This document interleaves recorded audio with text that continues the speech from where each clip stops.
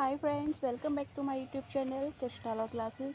तो हमने last video में कवर किए थे दंड न्यायालयों की पावर्स देखी थी। तो अब हमसे रिलेटेड हम वन लाइनर क्वेश्चन देखेंगे ताकि आपको ये अच्छे से रिवाइज हो जाए। तो आजीवन कारावास का दंडादेश निम्न में से किसके द्वारा पारित किया जा सकता है? तो सेशन कोर्ट और हाई कोर्ट दोनों के द्वारा किया जा सकता है, ठीक है। लेकिन सेशन कोर्ट द्वारा यदि आजीवन कारावास और मृत्यु दंड दिया जाता है तो उसके लिए हाई कोर्ट की पुष्टि कराना आवश्यक होता है। यदि हाई कोर्ट द्वारा पुष्ट कर दिया जाता है तो उसका एग्जीक्यूशन कराया जा सकता है। सत्र न्यायाधीश धारा 28 सब क्लोज 2 के अंतर्गत आजीवन कारावास का दंडादेश दे सकता है। हत्या के बाद में परीक्षण निम्न में से कौन न्यायालय कर सकता है? तो अतिरिक्त सत्र न्यायाधीश कर सकता है हत्या के बाद में परीक्षण, ठीक है। और 10 वर्ष की अवधि तक के कारावास का दंडादेश किसके द्वारा दिया जा सकता है? तो सहायक सत्र न्यायाधीश जो है ये 10 वर्ष तक की अवधि का कारावास का दंडादेश दे सकते हैं, ठीक है। और नेक्स्ट है, किसी सहायक सत्र न्यायाधीश के द्वारा दिया गया आजीवन कारावास का दंडादेश कैसा माना जाएगा? उसे शक्ति के बाहर, क्योंकि उसे सिर्फ लिमिट कितनी है, 10 वर्ष तक की कारावास ही दे सकता है। और सेकंड क्लास मजिस्ट्रेट जो है, जो द्वितीय श्रेणी के दंडाधिकारी हैं, उनके द्वारा छल के अपराध के लिए अभियुक्त को कितने 1 वर्ष का कारावास और 1000 रुपये का जुर्माना से दंडित किया जाता है। जुर्माना भुगतान न करने पर दंडाधिकारी उसके बदले कारावास की अवधि कितनी अधिकतम कितनी हो सकेगी जो वो दे सकेंगे जुर्माने के बदले में उन्हें कारावास, तो हो सकती है 3 माह, ठीक है, अकॉर्डिंग टू सेक्शन 30 सब क्लोज 1 बी के अंतर्गत, ठीक है। 1000 रुपये जुर्माना था, जुर्माना उन्होंने दिया नहीं, ठीक है, तो कितनी होगी 3 माह की। नेक्स्ट है, भारतीय दंड संहिता के अधीन किए गए अपराध का विचारण कौन सी न्यायालय द्वारा किया जा सकता है? तो संहिता की धारा 26 के अनुसार जब किया गया अपराध आईपीसी के अधीन हो तब उसका विचारण उच्च न्यायालय द्वारा किया जा सकता है, कि सेशन न्यायालय द्वारा किया जा सकता है, अथवा किसी ऐसे न्यायालय द्वारा किया जा सकता है जिसे इस संहिता के प्रथम अनुसूची में दर्शित किया गया है, ठीक है। हाई कोर्ट, सेशन कोर्ट और किसी ऐसे न्यायालय द्वारा जिसे प्रथम अनुसूची में दर्शित किया गया है। नेक्स्ट क्वेश्चन है, किसी अन्य विधि के अधीन किए गए अपराध का विचारण किन न्यायालय द्वारा किया जा सकेगा? तो किसी अन्य विधि के अधीन अपराध की दशा में उसका विचारण उस न्यायालय द्वारा होगा जो कि उस विधि में उल्लिखित हो, और जब न्यायालय इस प्रकार उल्लिखित नहीं किया गया तब उसका विचारण उच्च न्यायालय द्वारा किया जा सकता है। किसी ऐसे अन्य न्यायालय द्वारा किया जा सकता है जो इस संहिता की प्रथम अनुसूची में दर्शित है। नेक्स्ट है, किशोर अपराधियों के विचारण के संबंध में व्यवस्था संहिता की किस धारा में की गई है? धारा 27 में की गई है। किशोर अपराधी से आप क्या समझते हैं? तो न्यायालय के समक्ष हाजिर होने की तारीख को 16 वर्ष से कम आयु के अपराध किशोर अपराधी कहलाते हैं, ठीक। जब वह किशोर जो कि अपराधी है वो न्यायालय के समक्ष हाजिर हो रहा है ना, उस टाइम पर उसकी आयु कितनी होनी चाहिए? 16 वर्ष से कम, तभी वो किशोर अपराधी माना जाएगा। नेक्स्ट है, किसी ऐसे अपराध का विचारण जो ऐसे व्यक्ति द्वारा किया गया है जिसकी आयु न्यायालय के समक्ष हाजिर होने की तारीख को 16 वर्ष से कम हो, किस न्यायालय द्वारा किया जाएगा? तो मुख्य न्यायिक मजिस्ट्रेट के न्यायालय द्वारा। या बालक अधिनियम 1860 किशोर अपराधियों के उपचार, प्रशिक्षण और पुनर्वास के लिए बंद करने वाले किसी अन्य विधि के अधीन विशेष रूप से सशक्त किए गए न्यायालय द्वारा किया जाएगा, ठीक है। मुख्य न्यायिक मजिस्ट्रेट के न्यायालय द्वारा या फिर बालक अधिनियम 1860 की किशोर अपराधियों के प्रशिक्षण हेतु पुनर्वास को बंद करने वाले किसी अन्य विधि के अधीन विशेष रूप से जो सशक्त किए गए हाई जो कोर्ट है, न्यायालय है, उनके द्वारा किया जाएगा। नेक्स्ट है, संहिता की धारा 27 के अंतर्गत 16 वर्ष से कम आयु के किशोर द्वारा कौन सा अपराध नहीं किया गया होना चाहिए? तो ऐसा अपराध जो मृत्यु आजीवन कारावास से दंडनीय हो, ठीक है। और संहिता की कौन सी धारा न्यायालयों के दांडिक क्षेत्राधिकार के विषय में उपबंध करती है? तो धारा 28, 29, 30, 31 दांडिक क्षेत्राधिकार के संबंध में उपबंध करती हैं। दंडादेश उच्च न्यायालय और सेशन न्यायाधीश दे सकेंगे, किस धारा में है? धारा 28 में है, हाई कोर्ट और सेशन कोर्ट। और किस मामले में अधिकतम दंड दिया जाए या उससे कम दिया जाए, किस पर निर्भर करता है? ये न्यायाधीश के विवेक पर निर्भर करता है। और गंभीर अपराध के लिए दंड का उद्देश्य ऐसे अपराध के लिए कड़ा यानी चेतावनीपूर्ण दंड देकर ऐसे अपराध की पुनरावृत्ति को रोकना है। ये किस बाद में विनिर्धारित किया गया? जुल्फिकार अली बनाम उत्तर प्रदेश राज्य में कहा गया था कि गंभीर अपराध के लिए दंड का उद्देश्य ऐसे अपराध के लिए कड़ी या चेतावनीपूर्ण दंड देकर ऐसे अपराध की पुनरावृत्ति को रोकना है। जुल्फिकार बनाम उत्तर प्रदेश राज्य में।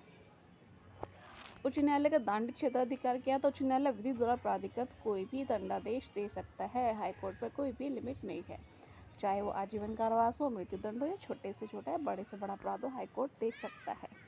ठीक है। सेशन न्यायालय, अपर सेशन न्यायाधीश किस प्रकार का दंडादेश दे सकते हैं? तो सेशन न्यायाधीश या अपर सेशन न्यायाधीश भी विधि द्वारा प्राधिकृत कोई भी दंडादेश दे सकते हैं। ठीक, लेकिन उनके जो दंडादेश दिया गया उसके लिए पुष्टि होनी चाहिए हाईकोर्ट के द्वारा पहले। सेशन न्यायाधीश के दंडिक शक्ति की क्या सीमा है? सेशन न्यायाधीश द्वारा मृत्यु दंडादेश दिए जाने की स्थिति में उसकी उच्च न्यायालय द्वारा पुष्टि किया जाना आवश्यक है, कह रहा है सेक्शन 28 सब क्लॉज 2। सहायक सेशन न्यायाधीश का दंडिक क्षेत्राधिकार क्या है? तो संहिता की धारा 28(3) के अनुसार सहायक सेशन न्यायाधीश मृत्यु या आजीवन कारावास या 10 वर्ष से अधिक की अवधि के लिए कारावास के दंडादेश के सिवाय विधि द्वारा प्राधिकृत कोई भी दंडादेश दे सकता है। ठीक। संहिता की कौन सी धारा मजिस्ट्रेटों के दंडिक क्षेत्राधिकार के बारे में उपबंध करती है? धारा 29। ठीक है। धारा 29 मजिस्ट्रेटों के दंडिक क्षेत्राधिकार के बारे में उपबंध करती है। मुख्य न्यायिक मजिस्ट्रेट किस प्रकार का दंडादेश दे सकेंगे? तो सेक्शन 29 सब क्लॉज 1 के अनुसार मुख्य न्यायिक मजिस्ट्रेट 7 वर्ष से अनधिक अवधि तक विधि द्वारा प्राधिकृत कोई भी दंडादेश दे सकेंगे। प्रथम वर्ग मजिस्ट्रेट का दंडिक क्षेत्राधिकार क्या है? तो सेक्शन 29 सब क्लॉज 2 के अनुसार प्रथम वर्ग मजिस्ट्रेट का न्यायालय कितना दंडादेश दे सकता है? 3 वर्ष से अनधिक अवधि के लिए कारावास या 10,000 रुपये से अनधिक जुर्माने का या दोनों का दंडादेश दे सकता है। और सेकंड क्लास मजिस्ट्रेट ये 1 वर्ष से अनधिक अवधि के लिए कारावास और 5,000 रुपये से अनधिक का जुर्माने का दंडादेश दे सकता है। जुर्माना देने में व्यतिक्रम होने पर मजिस्ट्रेट क्या दंडादेश दे सकता है? अकॉर्डिंग टू सेक्शन 30 किसी मजिस्ट्रेट का न्यायालय जुर्माना देने में व्यतिक्रम होने पर इतनी अवधि का कारावास अधिनिर्णित कर सकता है जो विधि द्वारा प्राधिकृत है, परंतु वह अवधि धारा 29 में दी गई मजिस्ट्रेट की शक्ति से अधिक नहीं होगी। ठीक। जहां कारावास मुख्य दंडादेश के भाग के रूप में है अधिनिर्णित किया जाता है, वहां उस कारावास की अवधि कितनी होगी? ऐसी स्थिति में वह कारावास की अवधि के 1/4 से अधिक नहीं होगी जिसको मजिस्ट्रेट उस अपराध के लिए न कि जुर्माना देने व्यतिक्रम होने पर दंड के तौर पर देने में सक्षम है। धारा 30 के अनुसार जुर्माना देने व्यतिक्रम होने पर क्या कारावास मुख्य कारावास के साथ होगा? तो धारा 30 के अंतर्गत दिया गया कारावास उस मजिस्ट्रेट द्वारा धारा 29 के अधीन निर्णित की जा सकने वाली अधिकतम अवधि के कारावास के मुख्य दंडादेश के अतिरिक्त होगा। ठीक है।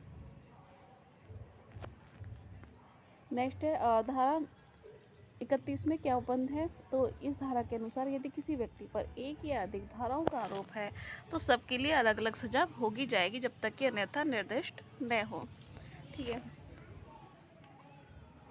और यदि दंड का योग मजिस्ट्रेट की क्षमता से अधिक होता है तो केवल उसी के लिए अन्य न्यायालय में अंतरित करने की आवश्यकता नहीं होगी। ठीक है।